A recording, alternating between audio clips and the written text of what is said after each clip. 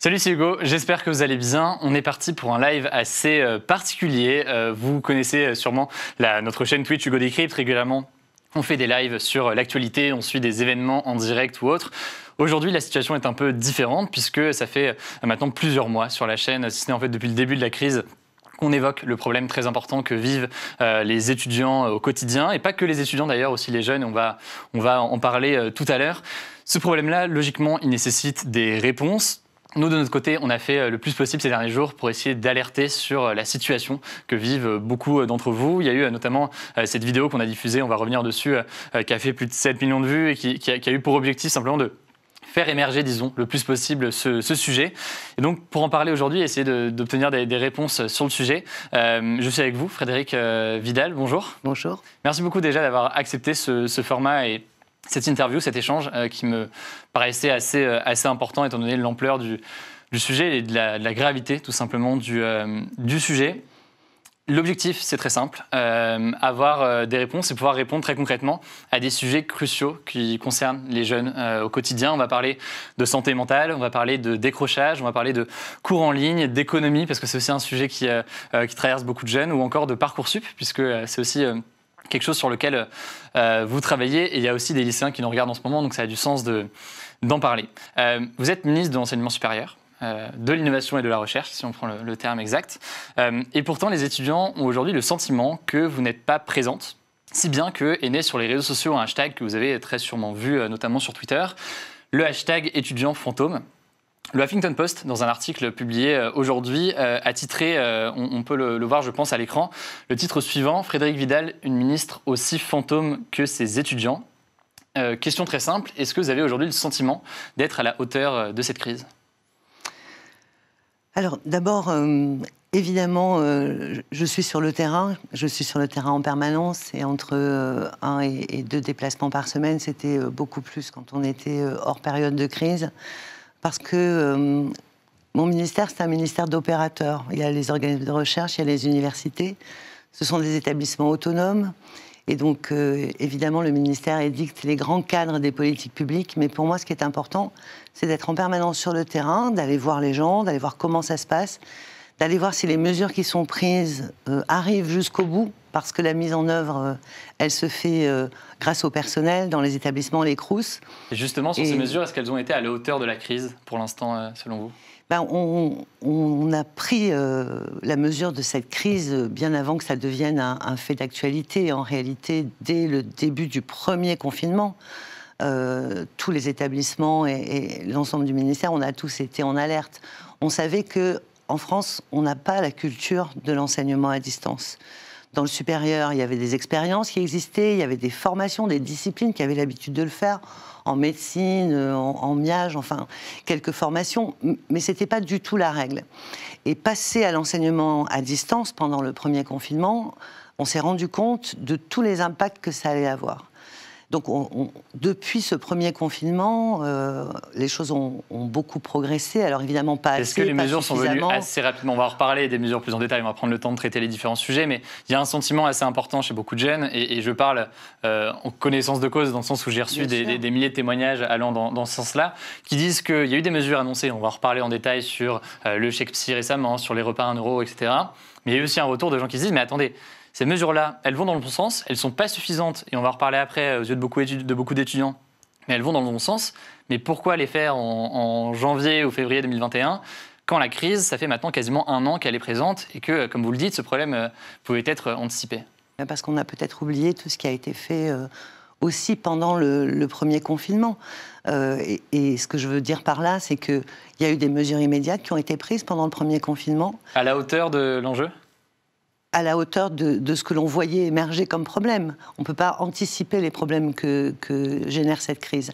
Le premier confinement, c'était une forme de sidération. Voilà, tout le monde s'est retrouvé plongé là-dedans. Tout le monde a essayé de réagir au mieux. On n'avait jamais vécu ça. On n'a toujours jamais vécu quelque chose qui ressemble à ça. Et plus ça dure et moins... c'est habituel. Mais quand on a sur la prise de décision, et après, encore une fois, on va rentrer dans les détails des mesures, mais... on dit qu'on ne pouvait pas anticiper l'ampleur de la crise, etc. Moi, si on ressort des éléments du gouvernement, notamment de Bruno Le Maire, donc le ministre de l'économie, qui disait, ça c'était en mi-avril 2020, il disait cette crise n'est pas une affaire de semaines, pas une affaire de mois, mais une affaire d'années. Et je pense qu'il faut mesurer que nous en avons pour des années avant de sortir des conséquences économiques de cette crise. Alors lui se centre sur l'enjeu économique, l'enjeu il est évidemment au-delà. On peut aussi citer l'OMS qui dit, c'est en avril dernier, avril 2020, ne vous y trompez pas, nous avons encore un long chemin à parcourir. Ce virus nous accompagnera pendant longtemps. L'an dernier, on avait ces éléments qui permettaient de savoir que ça allait durer aussi longtemps. Oui, mais c'est pour ça que dès le premier confinement, et c'est ce que je suis en train de vous expliquer, dans l'ensemble des établissements et au niveau du ministère, on a par exemple débloqué des financements pour préparer la rentrée universitaire.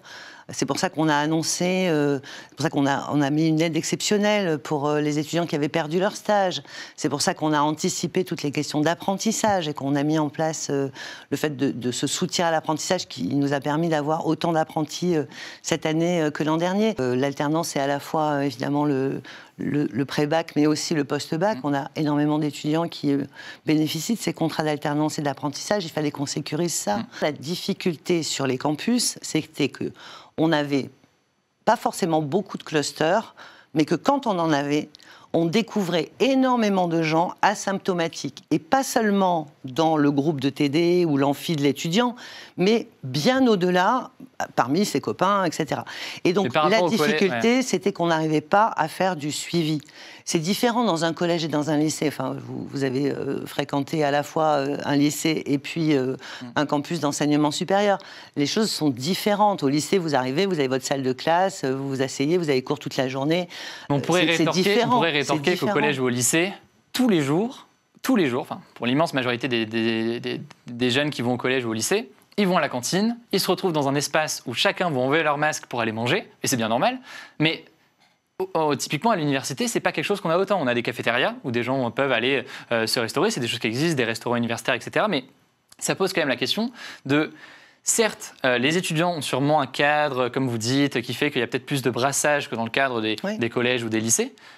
Mais on serait aussi tenté de dire que si vous dites que les étudiants sont responsables et qu'au-delà de ça, on voit qu'au sein des collèges et des lycées, il y a ce problème de la cantine, est-ce qu'on n'est pas en fait sur un équivalent et est-ce qu'on ne ferait pas mieux, pour toutes les raisons qu'on va voir après, de santé mentale, de décrochage, etc., d'ouvrir les universités davantage aux étudiants ? Mais c'est exactement sur ce sujet-là que je travaille avec l'ensemble des établissements depuis le deuxième confinement, où on n'a pas fermé les universités. Alors je sais, ça a l'air anecdotique pour les disciplines qui n'ont pas de travaux pratiques, mais avoir conservé la possibilité d'avoir tous les travaux pratiques, avoir conservé les salles de ressources ouvertes pour ceux qui avaient des problèmes de connexion ou même de lieux tranquilles pour venir travailler. Mais c'est une infime minorité des étudiants. C'est pas une infime minorité, ça concernait par exemple la totalité des facs de sciences, la totalité des unités. Et sur combien d'étudiants ? Ça représente entre 30 et 40% du volume des étudiants qui ont continué à avoir des travaux pratiques. Dès le début du mois de janvier, par petits groupes de 10, tous les étudiants que vous repérez qui en ont besoin.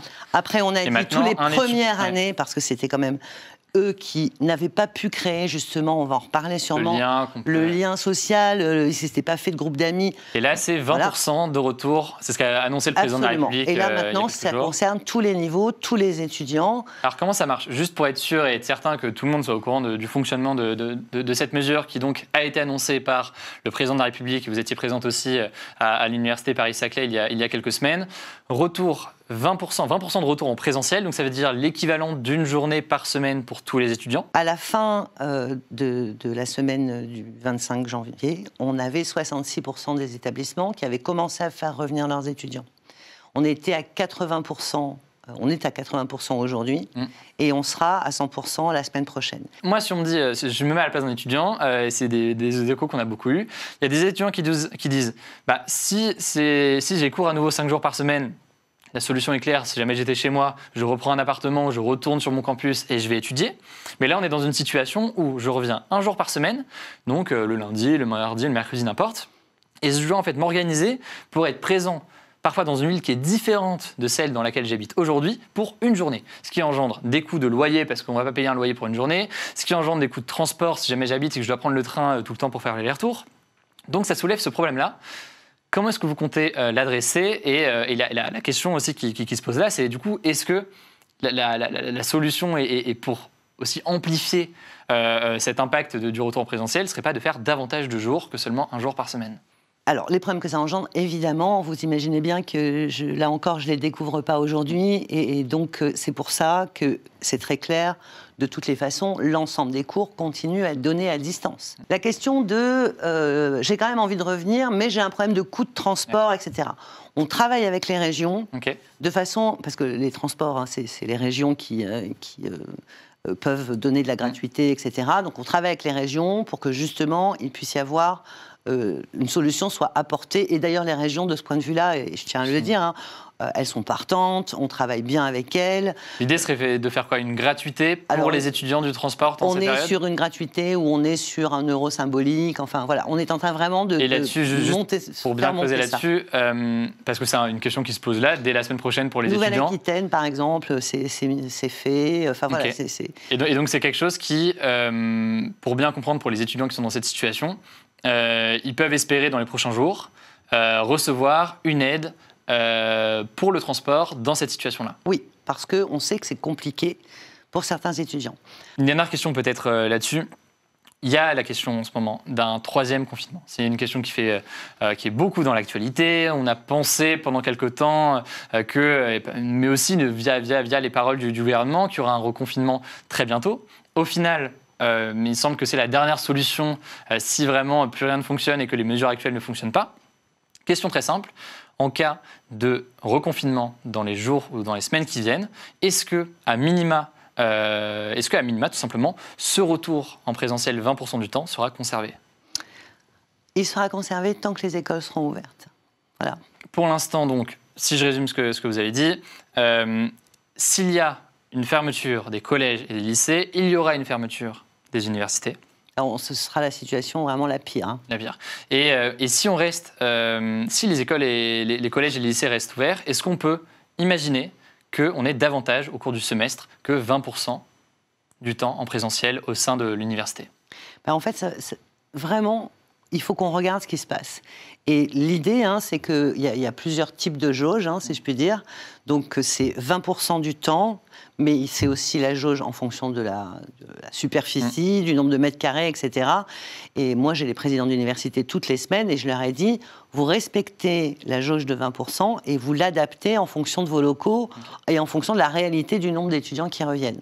Dimanche, on a publié une vidéo de témoignage qui avait pour objectif d'alerter tout simplement une sorte d'appel à l'aide de notre génération sur une détresse grandissante, évidemment pas chez tous les jeunes, mais chez une part grandissante et quand même très importante des jeunes aujourd'hui, des étudiants, mais pas que. On a publié cette vidéo-là dimanche sur la chaîne, sur Instagram, etc. Elle a été beaucoup vue, beaucoup partagée. On regarde un petit extrait pour le contexte et ceux aussi qui ne l'ont pas forcément vu, et on en parle juste après. Comment ça va? Je pense que la réponse c'est relativement mal. Je suis hyper loin de ma famille, de mes amis et je suis toute seule en France. J'ai eu pour la première fois des pensées suicidaires. J'ai plus d'espoir. Et c'est terrible de vivre dans cette incertitude. Quand est-ce que notre détresse va être prise en compte à sa juste mesure? On a juste l'impression que le gouvernement s'en bat les couilles. Ça ne pose pas de problème d'entasser des gens dans des supermarchés. Ça ne pose pas de problème d'entasser les gens dans les magasins pendant les soldes. Et nous, les étudiants, on doit rester derrière notre écran. J'ai juste l'impression d'être oubliée dans cette histoire. C'est juste plus possible pour les étudiants de continuer comme ça. Et c'est vraiment alarmant de voir la situation des étudiants. Et il faut vraiment réagir maintenant. Un extrait de cette vidéo qu'on a diffusée dimanche. Vous l'aviez vue, cette vidéo? Oui, bien sûr, je l'ai vue. Et puis d'abord, vraiment, très sincèrement, je voulais vous remercier de l'avoir faite. Le message vraiment absolu à leur faire passer, c'est qu'on met tout en place pour prendre en compte cette détresse psychologique. Vraiment. Les personnels des établissements, tous les opérateurs de l'État, les collectivités, les maires, tout le monde sait qu'on a ce sujet-là. Et le vrai problème, c'est je n'ose pas en parler. Et le nombre de fois où on m'a dit je vais pas bien, c'est pas plutôt les mais solutions. J'ose pas en parler. Est-ce que le problème, plutôt que je n'ose pas en parler, c'est les solutions sont-elles à la hauteur de l'enjeu? Alors, juste quelques chiffres pour donner un peu de contexte là-dessus. On a, selon un sondage Ipsos publié il y a quelques jours par Le Parisien, on a 40% des jeunes qui souffrent d'un trouble anxieux généralisé. On a 3 jeunes sur 10 qui avouent également avoir déjà eu des idées suicidaires ou songé à se mutiler.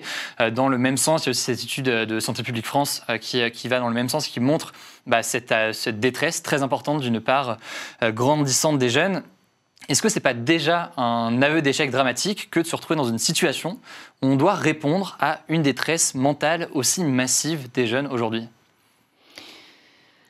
Alors, c'est très compliqué comme question en réalité. Vous savez que le suicide, malheureusement, c'est la 2e cause de mortalité des jeunes de 15 à 24 ans, en dehors de toute crise, si je puis dire. Là, on observe une hausse des cas dans la situation. On observe, en fait, les chiffres qu'on a, c'est qu'on observe une augmentation de la demande d'aide psychologique. Et Santé publique France observe via son étude, ne serait-ce qu'entre le premier et le second confinement, des troubles anxieux qui sont beaucoup plus importants au fur et à mesure. Absolument. Donc il y a un problème grandissant. Il y a un problème qui est grandissant. Et la question, c'est comment est-ce qu'on fait en sorte d'aider chaque personne qui a un problème. Et donc, la question, elle n'est pas financière. On prend en charge, depuis lundi dernier, toutes les consultations psychologiques pour tout étudiant qui en aurait besoin. Et elle ne sera jamais financière sur ce sujet-là. Et puis ensuite, il faut qu'on mobilise au maximum tous les outils pour qu'ils voient des professionnels. Et j'en profite là-dessus pour parler justement d'un site lancé par Netline qui s'appelle soutien-étudiant.info. Si ça vous intéresse, c'est un site qui répertorie, pour faire vraiment très simple, toutes les aides auxquelles on peut bénéficier selon son académie, etc. Le dernier axe très important, c'est l'enjeu économique. Et pour commencer, je voulais, pour commencer à parler de ce sujet-là, vous montrer ces longues files d'attente que vous avez, j'imagine, déjà vues. C'est des images qui ont été prises par Rémi Bizine, journaliste chez Brut, qui était hier en direct pour aller voir tout simplement ces files d'attente. Alors le tout est un peu en remodelé comme ça, mais vous arrivez quand même à lire. Ce soir encore, la file d'attente des étudiants est encore plus importante que la semaine précédente.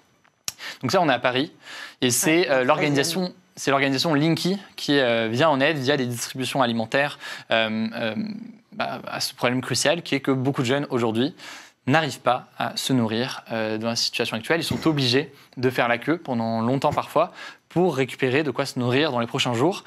Jacques, qu'est-ce que vous ressentez en voyant ces images-là ? Ce que je me dis, c'est que ça veut dire qu'il faut encore amplifier les dispositifs qui permettent aux étudiants de bénéficier de ce qu'on a mis en place dans les restaurants universitaires notamment. Donc, parmi les choses qui étaient très demandées, il y avait la possibilité de se restaurer sur place.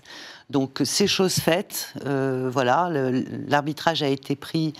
Toujours pareil, j'ai préparé avec les établissements un protocole, il a été validé, donc le décret va être pris dans les prochains jours. Qui permet donc on va pouvoir remanger dans les espaces Crous, alors évidemment avec des règles sanitaires très strictes, mais on ne sera pas obligé de partir avec son sachet et d'aller manger dehors ou d'aller manger à 4 dans une voiture. Ça dépend peut-être des universités, mais à partir de quand ça devrait être mis en place ? Ça va dépendre des universités, mais le décret, on va faire en sorte qu'il paraisse dans les tout prochains jours. Je veux que ça aille le plus vite possible de ce point de vue-là. C'est une mesure importante pour les étudiants, donc je résume.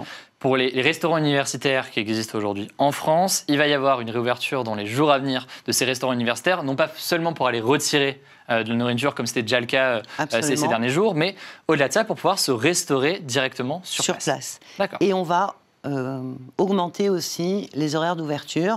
Les restaurants universitaires fermés à 18h, ce qui fait que les étudiants pouvaient prendre leurs 2 repas à 1 € à midi, celui du midi et celui du soir. C'était quand même pas forcément très simple s'ils allaient en cours l'après-midi, d'y aller avec leur sachet, etc. Donc, on pourra aussi faire la vente à emporter au-delà de 18h. On ne pourra pas rester assis pour manger, mais on pourra faire de la vente à emporter au-delà de 18h. Mais ça, c'est pareil, c'est des protocoles sanitaires qui ont été mis en place. Il faut qu'on soit sûr que quand on l'annonce, ça puisse se faire tout de suite dans les jours qui suivent. Et donc voilà, c'est acté maintenant, le protocole est validé, ça date de ce matin, je ne l'ai encore dit nulle part, donc voilà. C'est une exclusivité de notre côté. Et c'est une annonce, c'est bien aussi de le faire devant les étudiants, bien sûr. Les jeunes qui nous regardent, parce que ça concerne tellement de gens. Et il va falloir là aussi le faire savoir. Et nous n'oublions pas quand même, on a doublé les aides spécifiques. Ça veut dire qu'aujourd'hui, tout étudiant, qu'il soit étudiant international, boursier, non boursier, peut demander au Crous, même s'il n'est pas boursier, ça c'est très important. Les étudiants pensent qu'on va au Crous que quand on est boursier. Non, 100% des étudiants qui ont besoin d'aide peuvent aller au Crous, et on a fait en sorte que les directeurs des Crous puissent attribuer directement 500 € avec un examen a posteriori des raisons pour lesquelles ces 500 € sont attribués. Alors, comment vous expliquez les témoignages qu'on reçoit qui disent est-ce que c'est un manque d'information ou est-ce que c'est au-delà d'un manque d'information, un manque de moyens, et même ces étudiants qui bénéficient de ces éléments-là n'ont pas suffisamment à la fin du mois? Comment vous expliquez le décalage entre ces annonces et ces mesures et la réalité du terrain? Je crois qu'il y a plusieurs choses. Je crois qu'on peut toujours faire plus, ça vraiment, et c'est ce qu'on s'emploie à faire. Hein. Et donc, vraiment, l'idée, c'est il faut aller sur la plateforme étudiant.gouv.fr. Il y a toutes les aides qui sont répertoriées, avec à chaque fois qui a droit, qui n'y a pas droit. Et on essaye de faire un maximum d'aides qui sont ouvertes à tous les étudiants. Sur les aides, donc... C'est important et c'est bien de savoir qu'il y a typiquement le Crous, ce n'est pas que pour les étudiants boursiers, il faut le rappeler et c'est aussi important de le dire aujourd'hui. Et ça va vite, parce que souvent les étudiants disent ça va pas assez vite. Maintenant, les directeurs peuvent le faire directement sans passer par la commission d'examen.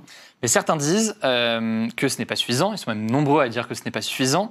Sur cette question économique, il y a des syndicats étudiants, par exemple, on parlait de l'UNEF, par exemple, qui propose un RSA pour les jeunes. C'est une des mesures qui est proposée. Certaines personnalités politiques, notamment Anne Hidalgo, vous l'avez peut-être vu, la maire de Paris, probable, on verra, mais potentielle candidate à l'élection présidentielle, qui a proposé une aide financière d'urgence spécifiquement pour les jeunes.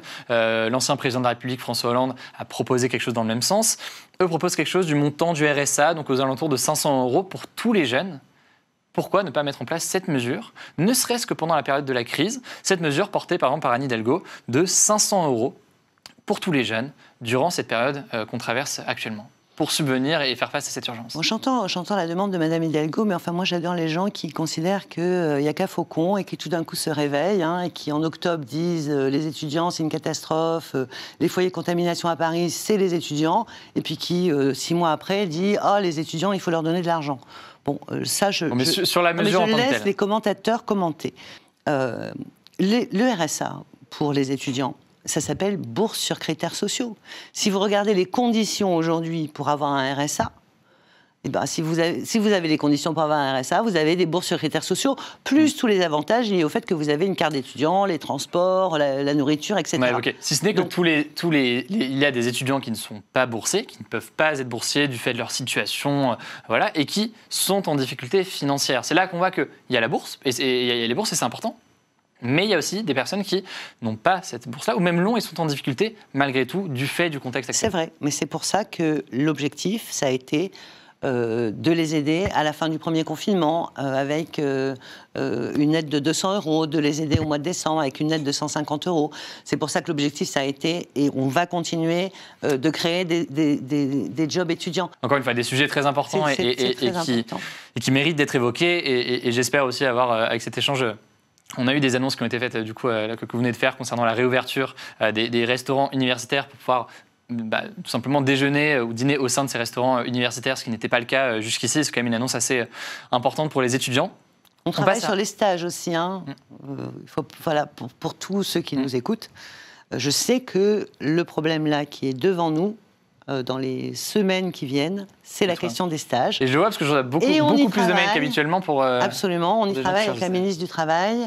On a mobilisé à la fois les représentants des branches professionnelles, le patronat, les syndicats, etc.